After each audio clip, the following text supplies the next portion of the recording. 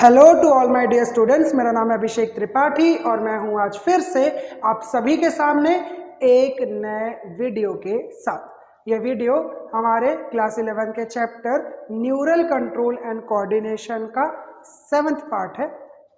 अब इस वीडियो में हम डिस्कस करेंगे क्रेनियल नर्व्स के बारे में।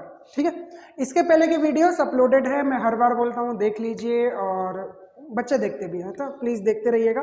और जो वीडियो पसंद आता है लाइक ज़रूर किया कीजिए, बड़ी मेहनत लगती है, आपको भले पता ना चलता हो, हमको रीटेक्स भी करने पड़ते हैं कई बार हमको ये स्लाइड्स बनानी पड़ती है, फ़ोटोज़ खोजनी पड़ती है ना, बहुत सारी चीज़ें करनी पड़ती है। और यहाँ पे एक वीडियो एडिटिंग वाले सर है, वो पूरा सेटअप करते हैं, एडिटिंग करते हैं, बहुत मेहनत करते हैं, तब जाके एक वीडियो आप तक पहुँचता है। तो उनके लिए कम से कम एक लाइक ज़रूर कर दिया कीजिए, ठीक है, अच्छे कमेंट्स कर दिया कीजिए, ठीक है। तो हम अब इस अपील के बाद चालू करते हैं न्यूरल कंट्रोल एंड कोऑर्डिनेशन। इसको मैंने काफ़ी डिटेल में धीरे धीरे समझाया है और आज हम पहुंचे हैं क्रेनियल नर्व्स पढ़ने के पास। एक minute, let me drink some water, थोड़ा सा पानी पी लिया। अब क्रेनियल नर्व्स देखते हैं। ओहो, क्रेनियल नर्व्स शुरुआत तो यहीं से करेंगे आज हम, ठीक है। अब नर्व का क्या मतलब होता है? नर्व जो होती है ये ओरिजिनेट होती है या तो स्पाइनल कॉर्ड से या तो ब्रेन से, और ये बॉडी के पार्ट्स को ब्रेन और स्पाइनल कॉर्ड्स के साथ जोड़ने का काम करती है। यही नर्व को हम क्या कहते हैं? Peripheral nervous system. ठीक, इन्हीं नर्व्स को हम क्या कहते हैं? Peripheral nervous system. ठीक है, क्या कहेंगे? Peripheral nervous system. ठीक है, सिंपल है, सिंपल है, बहुत सिंपल है। अब देखिए, क्रेनियल नर्व्स को ही पेरिफेरल नर्वस सिस्टम कहा जाता है। अब ये पेरिफेरल नर्वस सिस्टम क्यों कहा जाता है? क्योंकि ये पूरी बॉडी में फैले हुए हैं। अब होता क्या है, जैसे मान लीजिए कि ये जो ब्रेन वाला हिस्सा है, ब्रेन वाले हिस्से से एक नर्व जाती है और किसी एक बॉडी पार्ट तक पहुंचती है, ठीक है। या स्पाइनल कॉर्ड से एक नर्व जाती है, किसी बॉडी पार्ट तक पहुंचती है। अब ये नर्व क्या करेगी? ये नर्व पहले होती तो एक मोटी सिंगल नर्व निकलती है, वो छोटे छोटे पार्ट्स में टूटते जाती है और पूरी बॉडी में फैल जाती है, ठीक है। नर्व एक पाइपलाइन जैसी स्ट्रक्चर है, ट्यूब जैसी स्ट्रक्चर है, पतली सी ट्यूब है, जैसे आपके घर में वायर होते हैं ना, है ना, उस तरीके का वायर है। अब एक मोटा सा वायर होता है, फिर वो डिवाइड होते पतला होते चले जाता है, छोटा होते चले जाता है, बस वैसे ही नर्व्स होती है। अब आपने न्यूरॉन भी पढ़ा है, ठीक। बहुत लोग कंफ्यूज हो जाते हैं न्यूरॉन और नर्व में। न्यूरॉन हिंदी में तंत्रिका कोशिका और नर्व जिसको हम तंत्रिका कहते हैं, ठीक है। अब नर्व और न्यूरॉन में फर्क ये है कि न्यूरॉन जो होता है वो माइक्रोस्कोपिक है, वो एक सेल है, उसको आप नॉर्मल आंखों के साथ नहीं देख सकते हैं, उनको देखने के लिए माइक्रोस्कोप चाहिए होंगे, आप उसको कॉमनली नहीं देख सकते। न्यूरॉन के मिलने से जो लंबी सी पाइप बन रही है उसको हम बोलेंगे नर्व। नर्व को आप अपनी आंखों से देख सकते हो। जब आप किसी का ब्रेन देखोगे तो ब्रेन में से नर्व आपको निकलती हुई दिख जाएंगी, आपको सिंपल आंखों से, नॉर्मल आंखों से दिख जाती है। अब क्रेनियल का मतलब क्या हुआ? क्रेनियल वर्ड बना है क्रेनियम से, ठीक है, क्रेनियल वर्ड बना है क्रेनियम से। क्रेनियम यानी कि खोपड़ी से निकलने वाली नर्व को क्रेनियल नर्व बोलते हैं और स्पाइनल कॉर्ड से निकलने वाली नर्व को स्पाइनल नर्व बोलते हैं। तो आज हम क्रेनियल नर्व्स के बारे में पढ़ रहे हैं और हो सकेगा तो अब इसी लेक्चर में स्पाइनल कॉर्ड तक पहुंचेंगे, अदरवाइज स्पाइनल कॉर्ड के लिए एक अलग लेक्चर हमें लेना पड़ेगा, ठीक है। अब ये डिपेंड करता है कि इसको समझाने में मुझे कितना समय लग रहा है, ठीक। अब क्रेनियम जो है उसको हम क्या बोल रहे हैं? खोपड़ी, खोपड़ी से निकलने वाली नर्व क्रेनियल नर्व। अब नर्व जो होंगी यहाँ पर, इनका काम होगा ब्रेन से किसी बॉडी पार्ट को कनेक्ट करना। अब ब्रेन से बॉडी पार्ट को कनेक्ट करते हुए नर्व का दो काम हो सकता है, एक काम हो सकता है सेंस का और एक काम हो सकता है मूवमेंट का, ठीक है, सिंपल है यहाँ तक। एक काम क्या हो सकता है किसी नर्व का कि किसी बॉडी पार्ट में जाए और वहां पर जाके सेंस करने का काम करे, फीलिंग का काम करे, फील करने का। और दूसरा मूवमेंट कराने का काम करे। ठीक है, अगर आपको याद होगा जो पहला लेक्चर था उसमें मैंने नर्वस सिस्टम का पूरा एक फ्लो चार्ट बनवाया था, उसको मैंने बताया था, उसमें आपको मैंने बताया था अफेरेंट नर्व और इफेरेंट नर्व, अफेरेंट नर्व और इफेरेंट नर्व।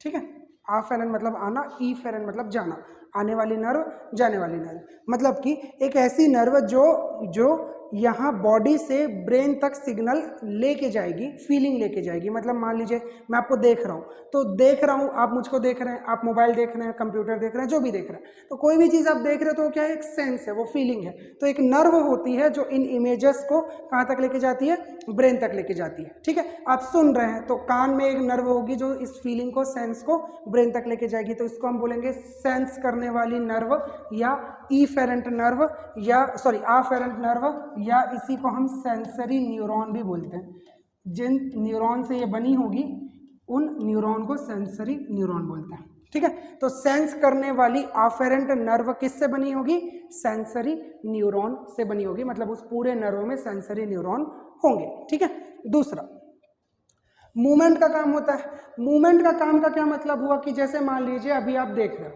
अब देखने के लिए आप आंखें भी मूव करते हो, जैसे आप आंखें इधर करोगे, आप आंखें इधर करोगे, गर्दन मूव करोगे, तो ये जो मूवमेंट होता है उसके लिए ब्रेन सिग्नल भेजता है आंखों के पास, गर्दन के पास, हाथ के पास। ये जो सिग्नल आते हैं, इन सिग्नल को कौन करेगा, एक नर्व क्या करेगा, ब्रेन से सिग्नल को बॉडी पार्ट तक लेके जाएगा और मूवमेंट होगा। ठीक है, तो इन वाले नर्व को हम इफेरेंट नर्व बोलते हैं, जो मूवमेंट कराने का काम करते हैं, और ऐसे न्यूरॉन जो इफेरेंट नर्व बनाते हैं उनको हम मोटर न्यूरॉन कहते हैं।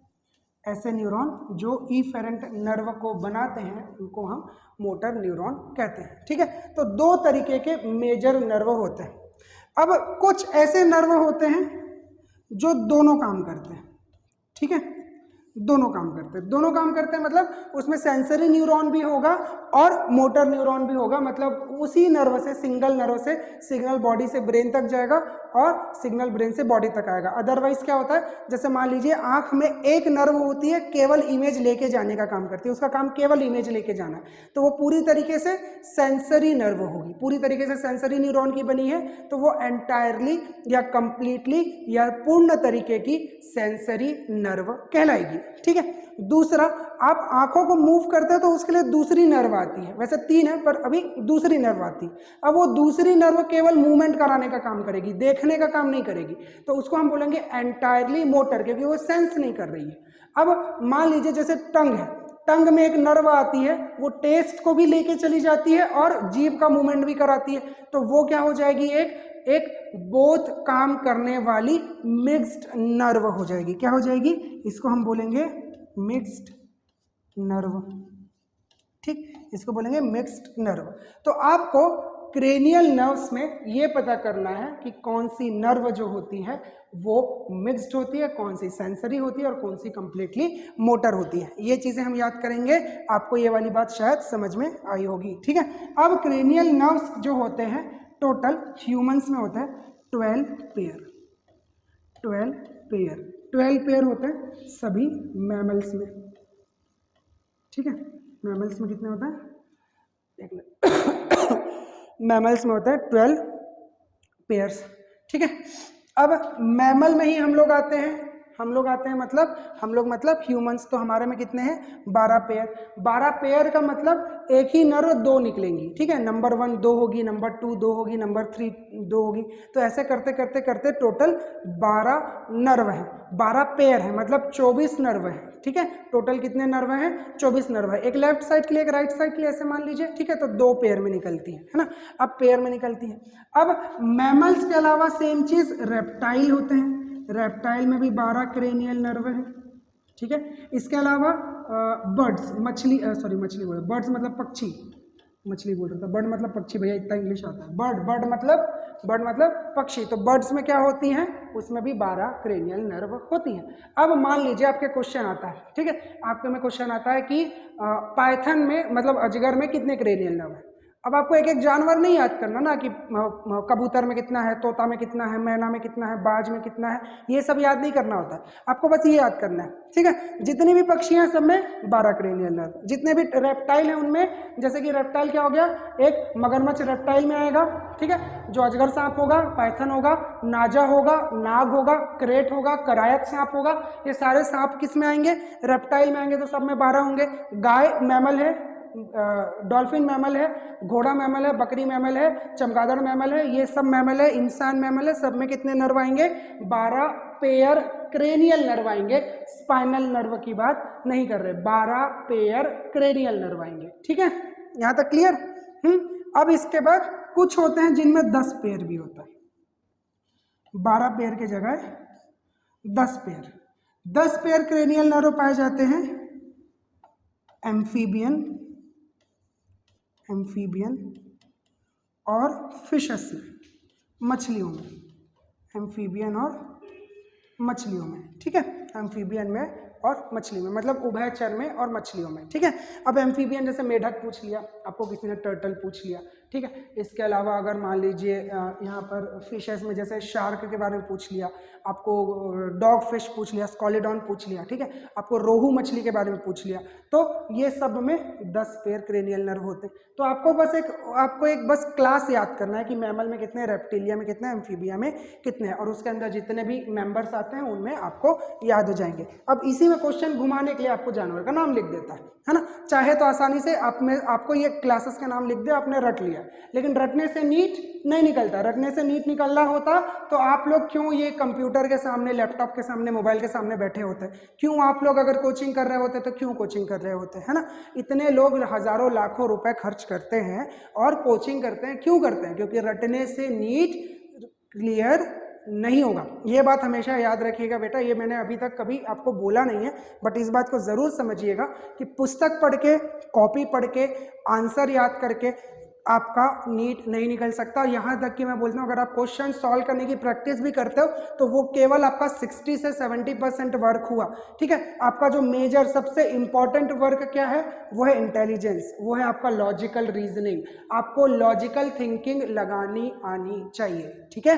आपको क्या आनी चाहिए, लॉजिकल थिंकिंग। एक एग्जाम्पल देता हूँ, अभी नीट का एग्जाम अगर लास्ट वाला किसी ने दिलाया है आप में से तो अच्छी बात है, नहीं दिलाया तो क्वेश्चन पेपर खोजिएगा, उसमें एक क्वेश्चन लिखा हुआ है स्टेटमेंट वाला कि केवल पहला स्टेटमेंट सही है, दोनों सही है, दोनों गलत है, केवल दूसरा स्टेटमेंट सही है, इस टाइप का ऑप्शन होता है, ठीक है। स्टेटमेंट 2 लिखे हुए हैं। क्या स्टेटमेंट लिखा हुआ है, पहला, ऑस्टियोपोरोसिस 30 साल से ज्यादा उम्र की महिलाओं में होता है, ठीक है, ये सही है। ऑस्टियोपोरोसिस एक कंडीशन है जिसमें हड्डियां धीरे धीरे कम हो जाती है, पतली हो जाती है, इसको ऑस्टियोपोरोसिस बोलते हैं। और दूसरा स्टेटमेंट लिखा हुआ है, ये ईस्ट्रोजन के अधिक हो जाने के कारण होता है, ठीक। Osteoporosis condition is caused after 30 years of age in females. Second statement, it is caused by excess secretion of oestrogen, ठीक है, ये समझ में आई बात।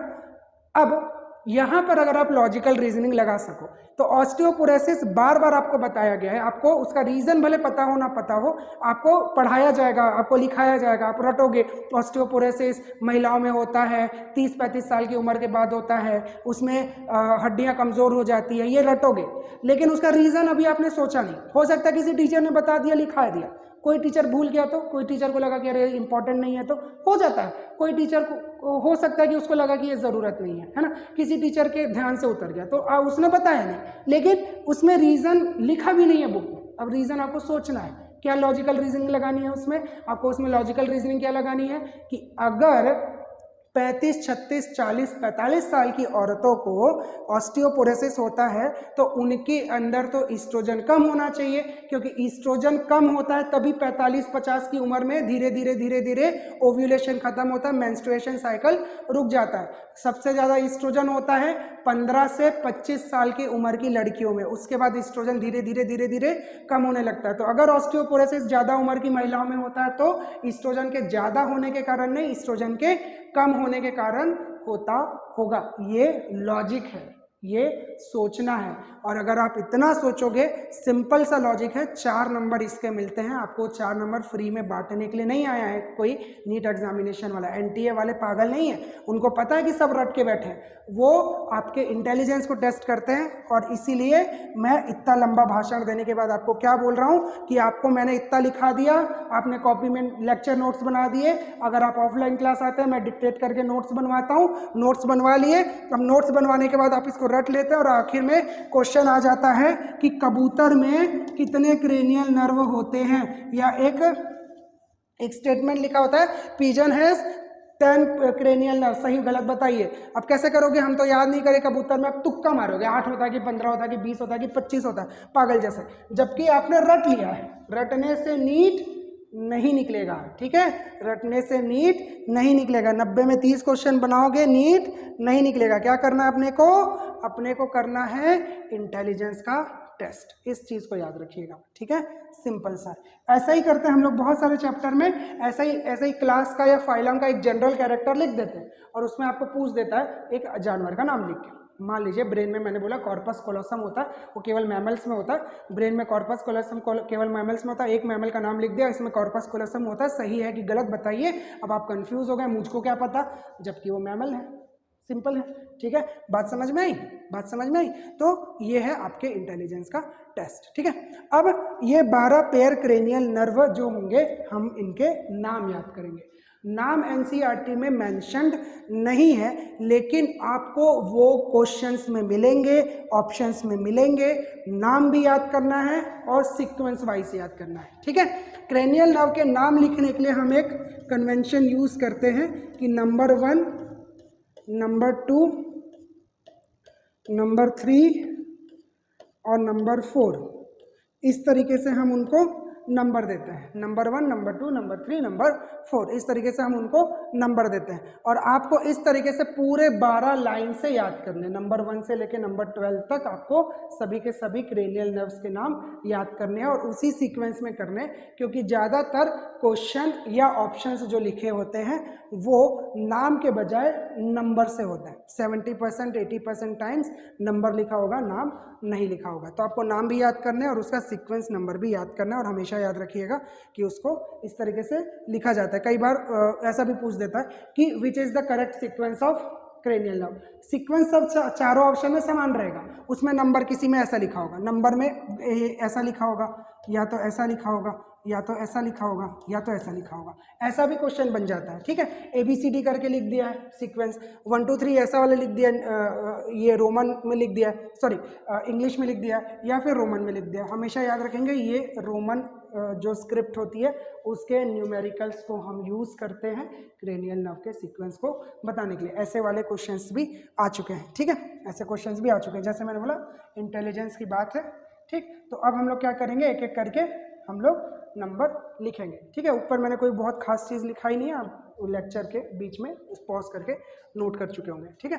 तो हम लोग शुरू करते हैं पहले क्रेनियल नर्व से, ठीक है। अब आपको 1 मिनट क्रेनियल नर्व का फोटो तो दिखा दूं यार, हाँ मैंने आपके लिए रखा है, ठीक। ये देखिए, इनकी बात हो रही है, ठीक है।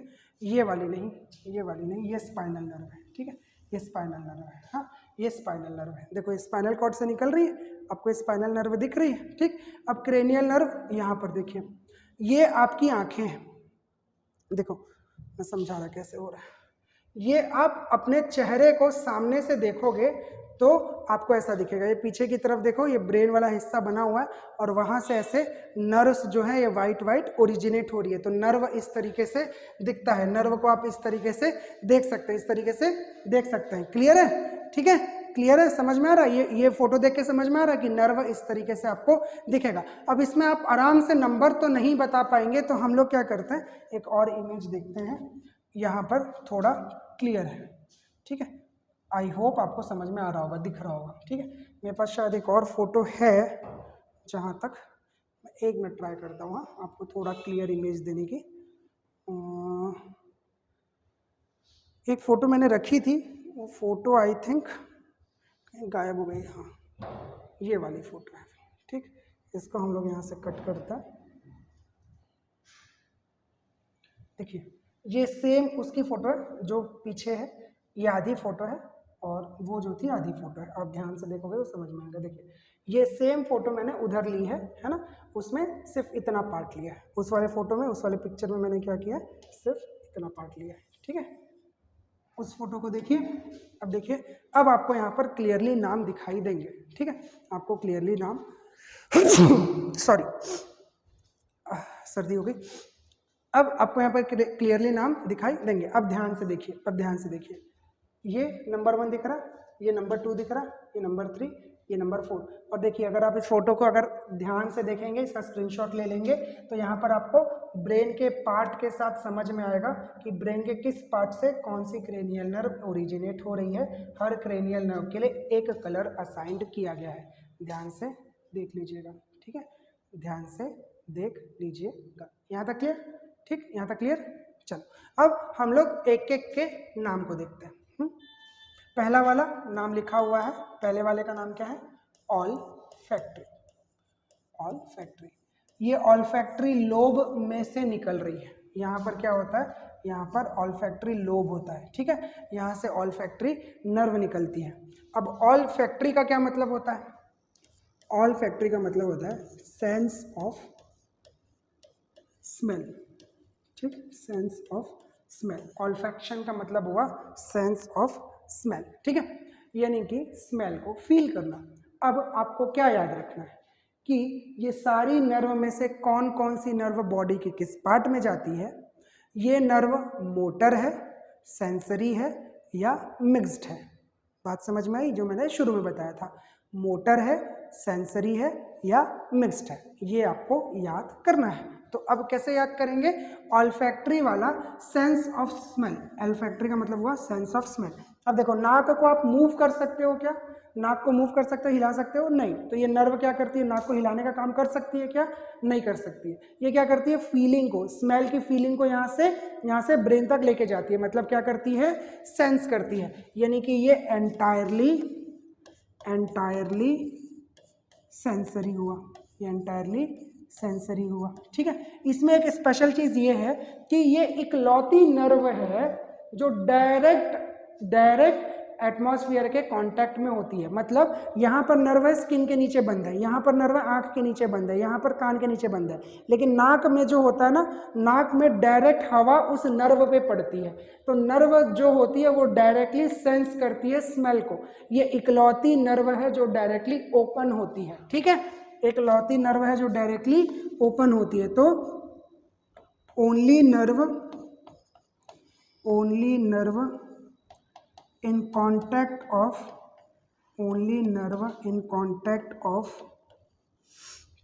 Outer environment.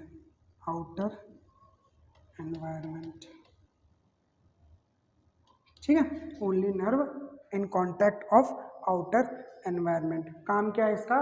स्मेल करना। Entirely sensory. सीक्वेंस नंबर 1, नाम ऑल्फैक्टरी। कहाँ से निकल रही? ऑल्फैक्टरी लोब से। कहाँ से निकल रही वो बहुत ज़्यादा ज़रूरी नहीं है। और इकलौती नर्व है जो एनवायरनमेंट के डायरेक्ट कॉन्टैक्ट में होती है। इस चीज़ को लिख लीजिए, पॉज करके लिख लीजिए। मैं स्पेस दे दिया हूँ आपको देखने के लिए। ठीक है, चलिए दूसरे नंबर पर चलते हैं। चले ना? चलो दूसरे नंबर पर चलते हैं। इसको हटाते हैं, मैं मिटा रहा हूँ। ठीक है, मैं डिलीट कर रहा हूँ इसको। ओके, चलिए। ओहो, वो भी डिलीट हो गया क्या दोस्त? ये नहीं डिलीट होना चाहिए था ना। अच्छा, इसका भी डिलीट हो गया, वो टच हो रहा था। चलो, अब नहीं होगा। अब दूसरे नंबर की नर्व को देखते हैं। दूसरे नंबर की नर्व कहाँ पर है? दूसरे नंबर की नर्व देखिए, ये ऑप्टिक नर्व। ठीक, दूसरे नंबर की नर्व का नाम क्या है? ऑप्टिक नर्व है।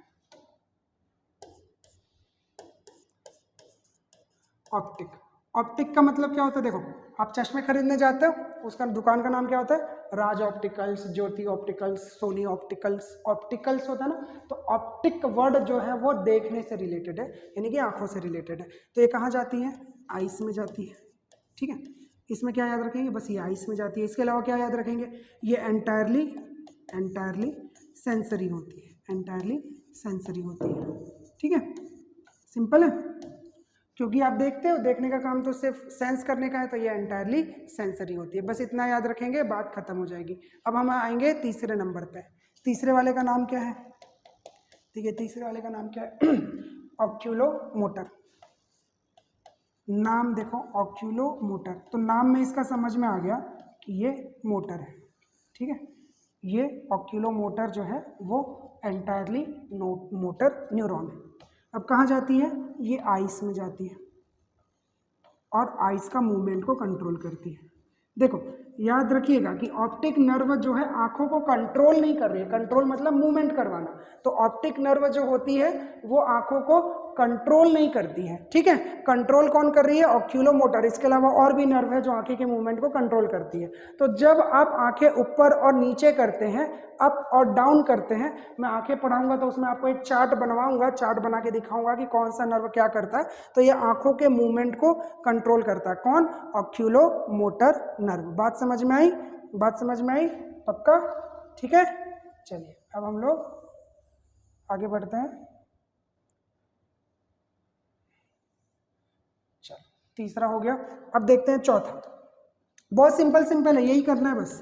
चौथा एंटायरली मोटर, इसको लिख लेते हैं ना, एंटायरली मोटर।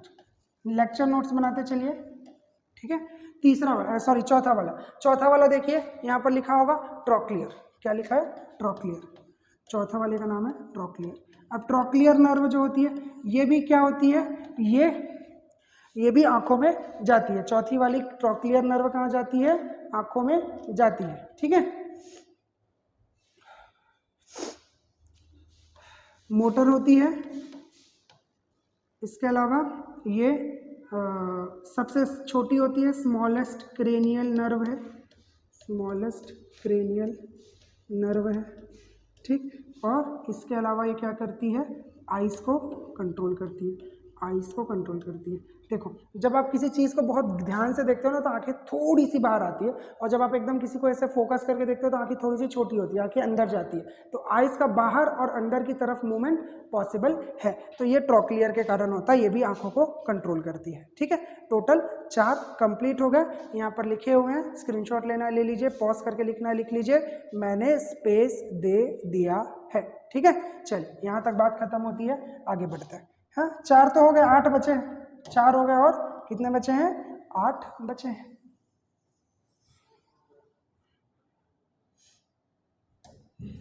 ओहो, फिर से गायब हो गया वो, बताओ ऐसे कैसे चलेगा दोस्त? हाँ, ये तो नहीं टच हुआ था।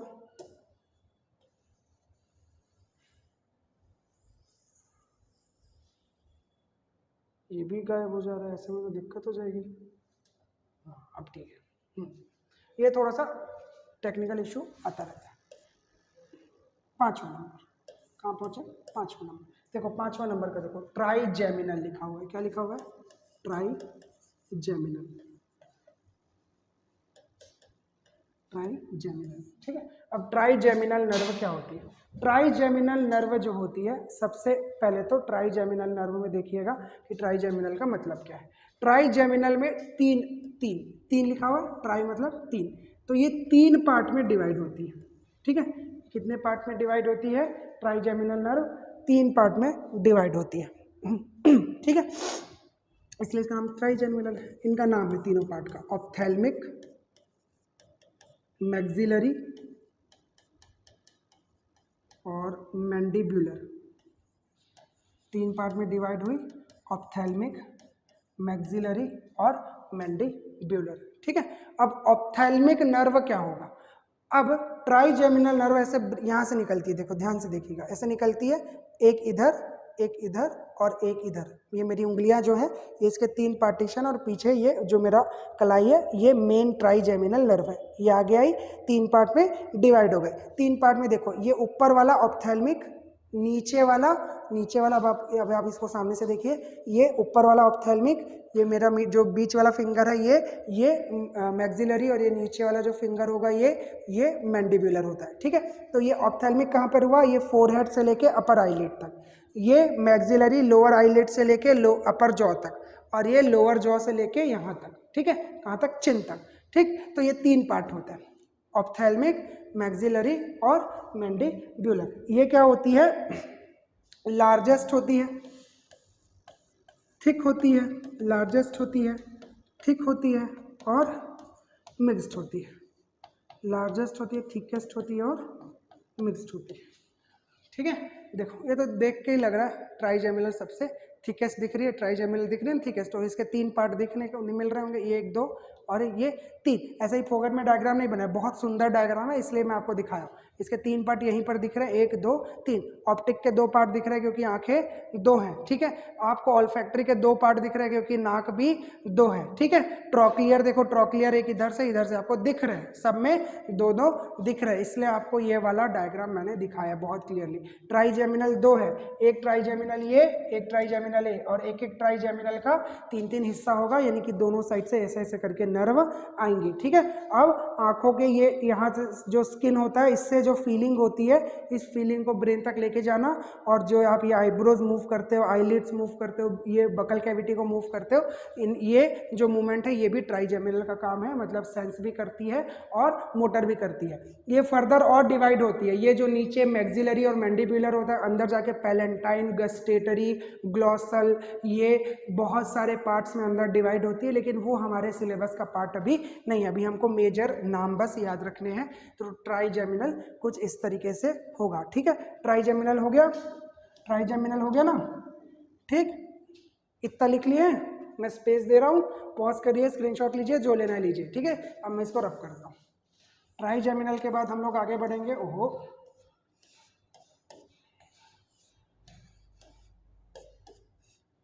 अब फिर से आगे बढ़ेंगे। ट्राइजेमिनल के बाद 5वां के बाद 6वां नंबर एब्ड्यूसेंस।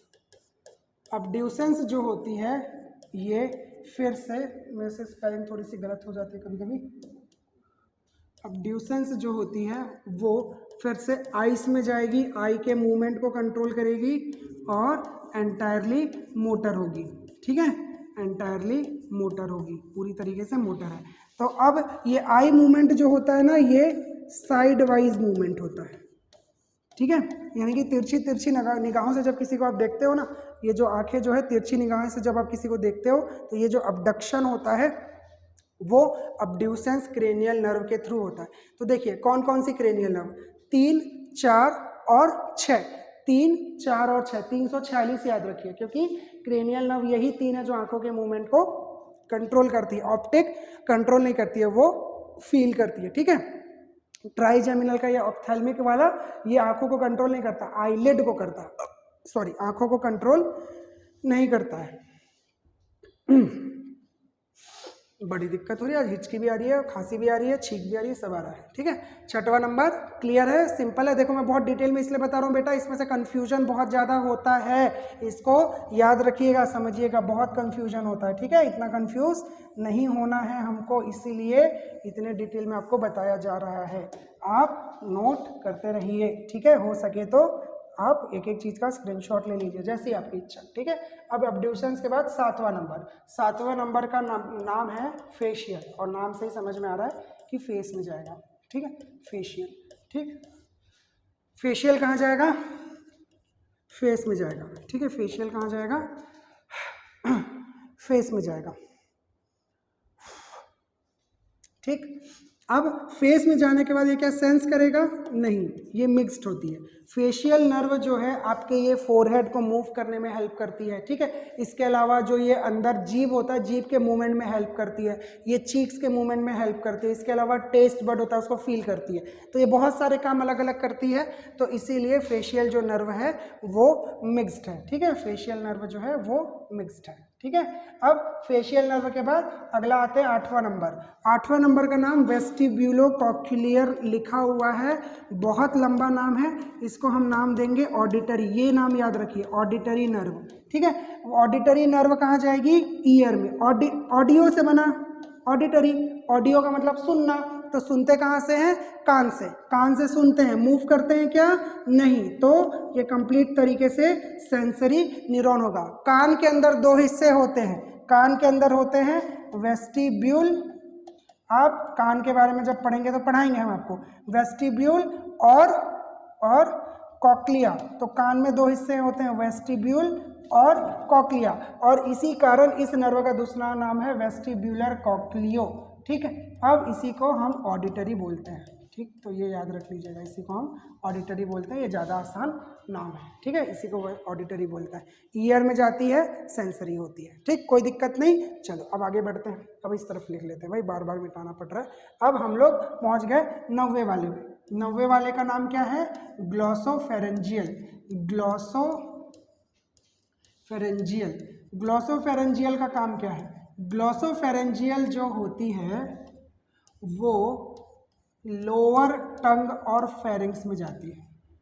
लोअर टंग और फेरिंग्स, लोअर टंग और फेरिंग्स में जाती है। ठीक है, लोअर टंग और फेरिंग्स में जाती है। अब जो जीभ होता है उसके लिए दो वर्ड यूज करते हैं, लिंग्वा और ग्लॉसा। ये मैंने डाइजेशन वाला चैप्टर जब अपलोड किया है पहले, उसमें बताया है।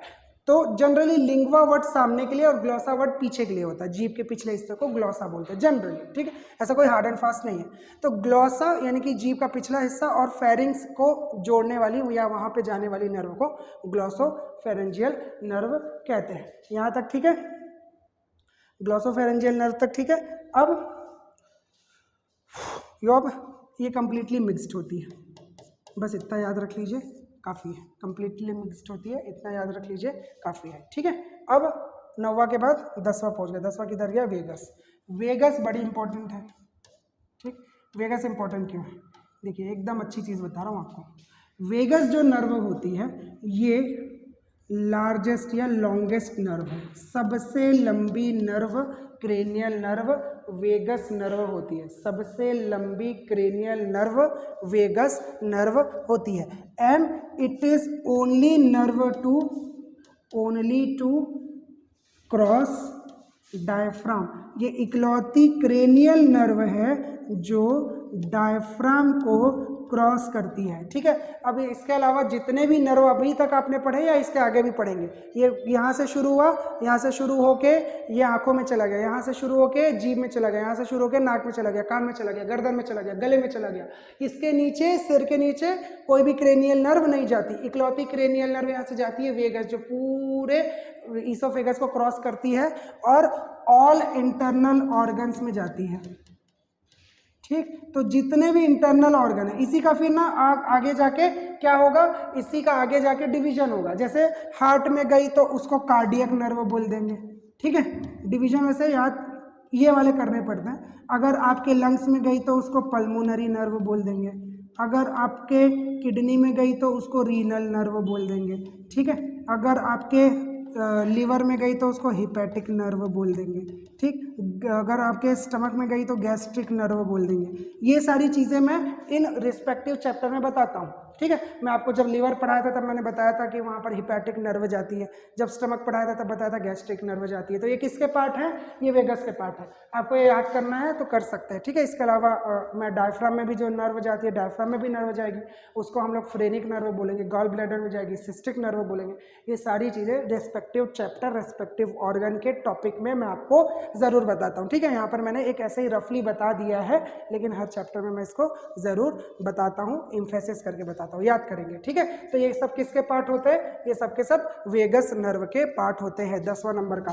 अब 11वां देखिए, 11वां वाले का नाम क्या है? यहीं पे लिख देते हैं, आप स्क्रीनशॉट ले लिए होंगे, मैं आपको थोड़ा सा टाइम दे रहा हूँ। ठीक है, ठीक है, थोड़ा सा टाइम यहाँ पर मैं दे रहा हूँ। अब आपको मिल गया है टाइम, आपने या तो पॉज करके लिख लिया होगा या तो स्क्रीनशॉट ले लिया होगा।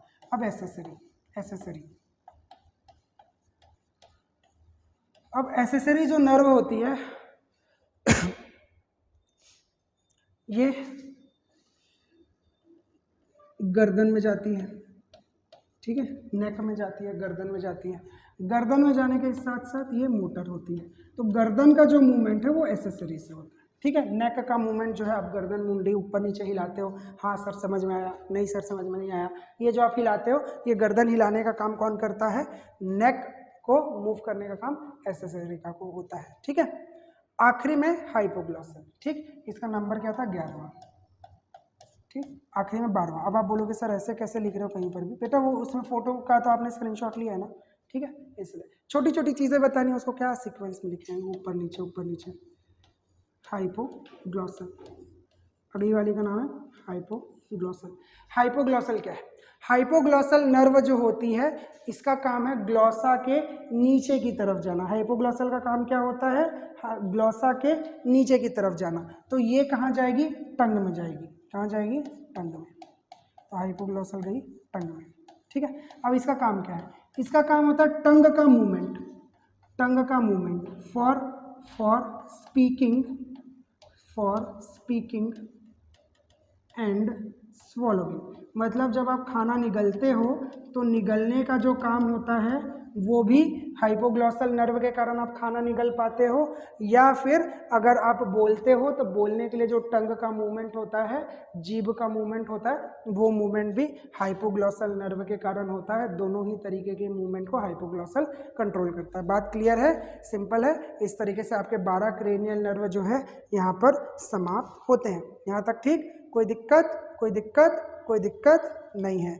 अगर कोई दिक्कत नहीं है तो अच्छा, आपने स्क्रीनशॉट लिया या नहीं लिया वो तो मैंने देखा नहीं, तो आप एक बार स्क्रीनशॉट ले लीजिए, ठीक है, पॉज कर लीजिए। बहुत छोटी सी चीज़ लिखाई है ना, वैसे भी आप लेक्चर सुनते सुनते भी लिख सकते हैं।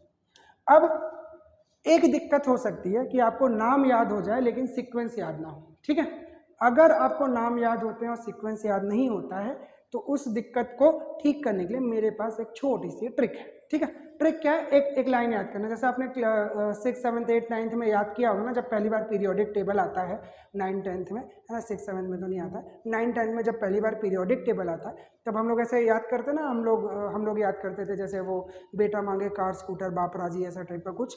तो उसमें क्या होता है कि आपको एक सीक्वेंस याद हो जाता है। एलिमेंट के नाम याद करना मुश्किल नहीं है, एलिमेंट का सीक्वेंस याद करना मुश्किल होता है, ठीक है।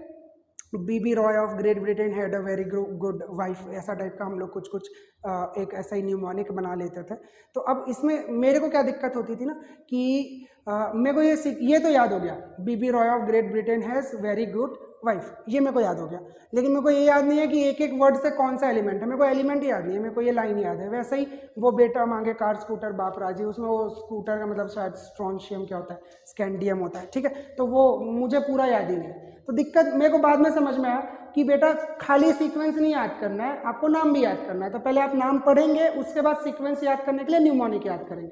मैं न्यूमोनिक याद कर लेता था, मुझे लगता था कि हाँ भैया काम हो जाएगा, लेकिन ऐसा नहीं होता। न्यूमोनिक के साथ आप पहले नाम पढ़िए, नाम को पढ़िए, नाम जितना सीक्वेंस में याद हो सकता है याद करिए, और वो याद ना हो तो फिर आप न्यूमोनिक को याद करिए।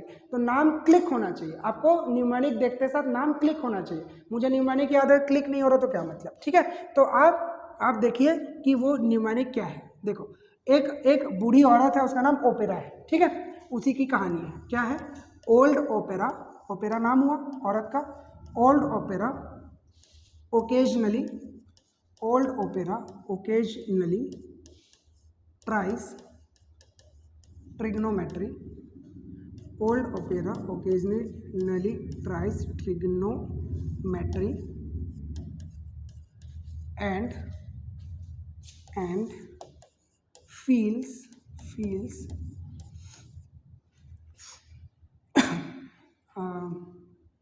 awkward, vague, gloomy and hypoactive, अगर आपको नाम याद है तो ये सीक्वेंस याद करने में आसान हो जाएगा, ठीक है। Old opera occasionally tries trigonometry and feels awkward, gloomy, वेग एंड हाइपोएक्टिव। ऑकवर्ड, ग्लूमी, वेग, ऑकवर्ड के बाद ग्लूमी है, मैंने थोड़ा सा मिस्टेक कर दिया। ऑकवर्ड, ग्लूमी, वेग एंड हाइपोएक्टिव, ऑकवर्ड, ग्लूमी, वेग एंड हाइपोएक्टिव। यहाँ पर थोड़ी दिक्कत हो जाती है मेरे को, ठीक है। चलिए ये याद कर लेंगे, ये याद कर लेंगे। अगर आप ये याद कर लेंगे बेटा तो आप इसको तो पहले लिख लीजिए, ठीक है, मैं स्पेस दे रहा हूँ, ठीक, लिख लीजिए, ठीक। अब आप लिखने के बाद क्या करेंगे? लिखने के बाद क्या करेंगे? पॉज करके लिख लिया होगा। अब देखो, अब यहाँ पे मैं फिर से वो इमेज डालता हूँ, क्रेनियल नर्व वाला। अब उसको आप ध्यान से देखिए, क्रेनियल नर्व वाला इमेज कहाँ गया? ये है, ठीक है। ठीक, अब इसको देखिए, अब आप एक एक नाम से देख सकते हैं। ओल्ड से ऑल्फैक्टरी, ओल्ड से ऑल्फैक्टरी, ओपेरा से ऑप्टिक, ओकेजनली से ओक्यूलोमोटर, ट्राई से देखिए, ट्राई से ट्रॉक्लियर, उसके बाद ट्राइजर्मिनल, उसके बाद आपको मिलेगा अब्ड्यूसेंस, फेशियल, उसके बाद आपको मिलेगा ऑडिटरी, उसके बाद आपको मिलेगा ग्लॉसोफेरेंजियल, उसके बाद वेगस, वेगस के बाद एसेसरी, एसेसरी के बाद हाइपोएक्टिव, हाइपोएक्टिव से बनेगा हाइपोग्लॉसल, ठीक है, हाइपोएक्टिव से बनेगा हाइपोग्लॉसल, ठीक है। इसको थोड़ा सा सुधारना पड़ेगा।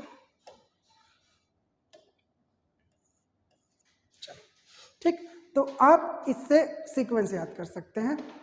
एक डोगरी ओपेरा है जो कभी कभी ट्रिग्नोमेट्री ट्राई करती है, जिसके कारण उसको ऑकवर्ड और ग्लूमी और वेग और हाइपोएक्टिव फील होता है। ऑकवर्ड मतलब अजीब सा, ग्लूमी मतलब ऐसा चक्कर आता है, वेग का मतलब उसको कंफ्यूजन होता है, और हाइपोएक्टिव का मतलब कम एक्टिव होता है, ठीक है। सिंपल सा, इसका कोई मतलब याद करने की जरूरत नहीं है, ट्रिक है, ठीक। तो अगर आप इस ट्रिक को याद कर लेते हैं, आपको सारे क्रेनियल नर्व याद हो जाएंगे। मैंने पूरा एक लेक्चर क्रेनियल नर्व को इसलिए दिया है जबकि सिर्फ छोटा सा पॉइंट लिखा है 12 पेयर क्रेनियल नर्व एनसीईआरटी में, लेकिन क्वेश्चन बहुत डीप आते हैं। मैंने एक एक चीज़ बताई है कि कौन सा कहाँ जाता है, आंखों को कंट्रोल करना और आंखों को सेंस करने का क्या मतलब होता है, सेंसरी क्या है, मोटर क्या है, मिक्स कौन क्या होता है, कौन कौन सी क्या क्या कैटेगरी के अंदर आती हैं, ठीक है। मैंने एक एक चीज़ का मतलब बताया है, मैंने आपको ट्रिक बताया है, मैंने आपको फोटो दिखाई है, सारी चीज़ें बताई है। ट्राइजेमिनल 3 पार्ट में है, तो वो ट्राइजेमिनल 3 पार्ट में दिख रहा है, सबसे मोटी है तो सबसे मोटी भी दिख रहा है। ऑल्फैक्टरी सबसे सामने की तरफ होता है, तो सबसे सामने वाला ऑल्फैक्टरी है, सबसे पीछे वाला देखेंगे तो एसेसरी है। ये सारी चीज़ें मैंने आपको बता दी है, ब्रेन के अलग अलग पार्ट से क्रेनियल नर्व्स निकलती हैं। इनका नाम याद करिए, पूरा लेक्चर देखिए, अच्छे से पढ़िए, समझ में आ जाएगा। क्रेनियल नर्व से कोई भी क्वेश्चन आपका नहीं छूटेगा, 1 या 2 क्वेश्चन आने की संभावना हर बार रहती है। कोई भी टेस्ट सीरीज देंगे उसमें 3-4 क्वेश्चन आपको क्रेनियल नर्व वाले मिल जाएंगे, ताकि आपका कॉन्फिडेंस भी बूस्ट हो सके। तो ये बड़ा इंपॉर्टेंट चैप्टर है, ठीक है। आई होप ये आपको चैप्टर समझ में आया होगा। कोई डाउट है तो कमेंट कीजिए, वीडियो को प्लीज़ लाइक कीजिए, शेयर कीजिए, नए हैं तो सब्सक्राइब कीजिए। अगले वीडियो का इंतजार करिए, और तब तक थैंक यू वेरी मच।